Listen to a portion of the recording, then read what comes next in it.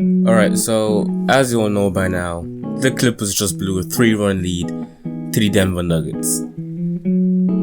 You know, coming into this season, the Clippers, they were among the top 3 favorites. It was them, the Bucks, and the Lakers, where pretty much every single NBA fan was saying that one of these 3 teams was going to win the chip. The Bucks got eliminated in the second round against the Miami Heat, and the Clippers just got eliminated. So right now it's just the LA Lakers, and if we're keeping it a buck, it looks like the LA Lakers are probably going to win this championship.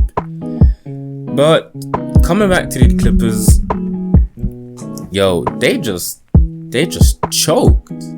Like, being up 3-1 and losing is choking enough, right? But the way these Clippers just lost the games, it's just, I don't understand. Like, in each 3 of their last closeout games, so in game 5, 6, and 7, they had at least a 12-point lead. In game 5, they had a 19-point lead. In game 6, they had a 16-point lead. And just right now in game 7, they had a 12-point lead. Yet they lost all of them games. So then when I look at it and I try to understand like how and why they lost the game, it comes down to like 4 or 5 reasons. And the first one is momentum is a real thing that a lot of fans don't actually appreciate, because you know how teams go on a huge run in like the second or third quarter, or you know they go on a run throughout the entire game. Momentum is basically the same thing, just you know, in this case, in the span of a series, or in the span of like 3 or 4 games. The Denver Nuggets, they had the momentum ever since they won the game 5. Like, they were feeling great, they were feeling good, and momentum just kept them alive basically. That led them to being able to play as great as they did. You know, game 7 wasn't a spectacular game on their behalf, but it was still a good game nonetheless. They won at the end, didn't they? And you know what contributed to them getting the momentum is the fact that the Clippers just underperformed. I mean, obviously you have your 2 guys, and Kawhi Leonard and Paul George, and they didn't have bad series. They didn't have a bad series, but they didn't have a great one. Like, especially in this closeout game, Paul George and Kawhi Leonard, they didn't really show up. Kawhi 6 for 22, really? Paul George 4 for 20 or 4 for 16, really? Is that what you're gonna do? You hit in the side of the backboard in the 4th quarter of game 7? They've gotten a number of second shots though. George way off, hits the side of the backboard, and Jokic with yet another rebound. How you hit the side of the backboard? Nobody was guarding you. You gotta hoop. That's just not it, man. And then when you look at their role players, dare I say, in Lou Will and Montrezl Harrell, it's just like, bro, what are you doing? Montrezl, you just won the 6th Man of the Year award, and you're averaging 3 rebounds. 3. Are you for real right now? And averaging 10 points? Come on, man. Step up a bit. And what about Lou Will? 10 points, 37% from the field, 13% from 3.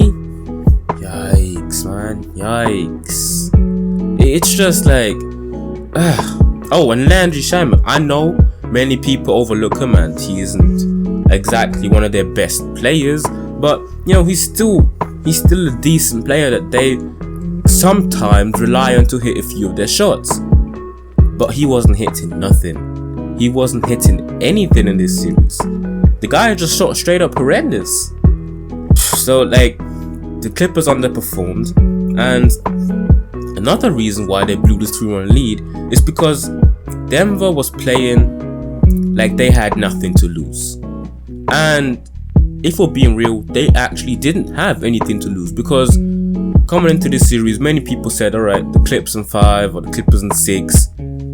some really good analysts, I'd say, or really good predictions said that they were going to beat the Nuggets in 7. But either way, everyone said that the Nuggets are going to lose the series, right? So if I'm a Nuggets player, I'm thinking that, hey yo, even if we lose, people already predicted that shit, right? So it's not going to be an upset or anything. The pressure isn't on us to win this series. Rather, it's on the Clippers to win it, right? So the Denver Nuggets were playing with nothing to lose, because either way, they aren't going to get crucified. If they lose, fine, we expected it. If they win, then we are going to glorify them. And that's exactly what we're doing right now.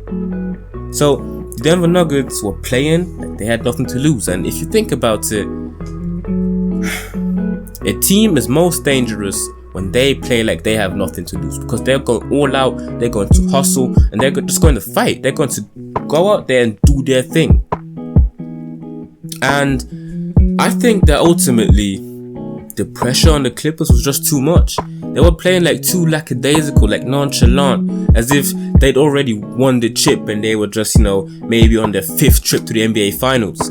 They weren't playing with urgency. They were just out there doing their thing and getting... I think they just let the whole Battle of LA thing get too much to their head, as if they'd already accomplished something in the NBA, whereby they haven't been to the conference finals in franchise history. And I just don't know why they acted that way. It's probably, like I said, they just thought that they'd achieved something, whereby they haven't actually done anything. They haven't done anything. So, but with all of this negativity on the Clippers, let's not forget that the Denver Nuggets were led by a superb duo in Nikola Jokic and Jamal Murray. Like, they played like absolute superstars, especially in Game 7. When it came down to it, Nikola Jokic had a triple-double, had 22 rebounds. Nikola Jokic had 22 rebounds. And Jamal Murray dropped 40 on them. He had more points than Paul George and Kawhi Leonard combined. And he was hitting all these crazy shots, his crazy fadeaway threes and all that type of stuff. And then in previous games, the way he let Paul George, jump and fake him out of his shoes, nah man, it was just a phenomenal series from Jamal Murray and Nikola Jokic. And it seems like whenever they are down 3-1 or whenever their backs are pushed against the wall, you get to see the best of the Denver Nuggets. It really looks like it, man, and they played great. Can't take anything away from them. And you can say as much as you want about the Clippers underperforming or the Clippers underachieving and choking and all that type of stuff, but even if they choked, put them up against any other team apart from the Lakers, obviously. If that team doesn't have Nikola Jokic or Jamal Murray or players that can play like them, then even the Clippers choking this hard wouldn't have led them to lose the series. Honestly, the Clippers had to choke this hard, and Jamal Murray and Nikola Jokic had to play this good, or this great, shall I say, for the Nuggets to win. And ultimately, it was just a phenomenal series, and it was a choke job by the Clippers, but the Denver Nuggets prevailed. So I'm hyped to see the Nuggets go against the Clippers, even though all year long we wanted the Battle of LA.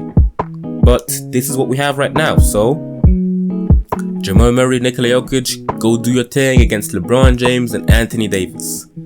This is going to be a nice matchup. And speaking of Jamal Murray, I'm actually going to upload a video on Jamal Murray and why he was actually destined to play like this.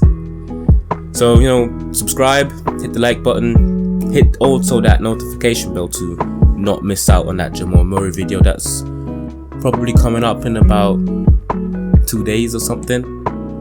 But yeah, just, stay tuned. Alright, this was MCG. Thanks for watching. Peace out.